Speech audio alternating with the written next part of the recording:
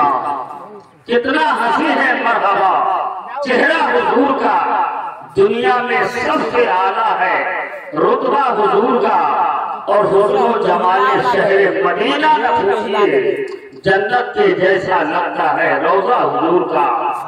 حضرات صحیح معنوں میں تھکے ہوئے تو ہم لوگ ہیں.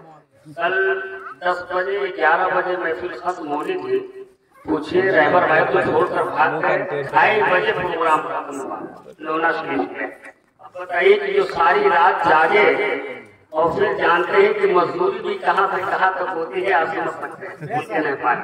کہنے کی بات نہیں ہے, لیکن یہ عشق رسول کا شمع جب روشن ہوتا ہے تو رات کیا ہزاروں رات اگر ایسی آ جائے تو ہمارے لیے بہت خوش قسمتی کی بات ہے, باعث برکت کی بات ہے.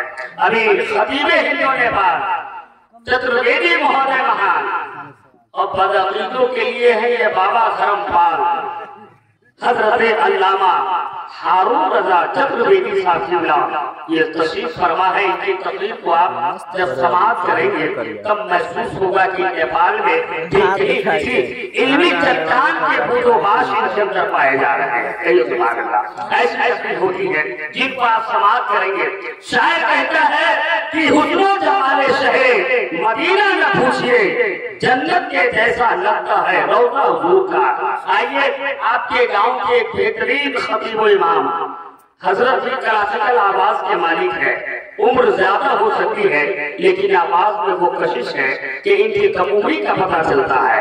یعنی حضرت علامہ اسماعیل صاحب رضوی جو آپ کے درمیان تشریف لا رہے ہیں, ذرا اپنے خطیب و امام کا آپ کیسا استقبال کرتے ہیں یہ آپ کو بتانا ہے. نعرہ تکبیر, نعرہ رسالت, مسلک اعلیٰ حضرت, جشن میلاد النبی, نعرہ تکبیر, نعرہ رسالت.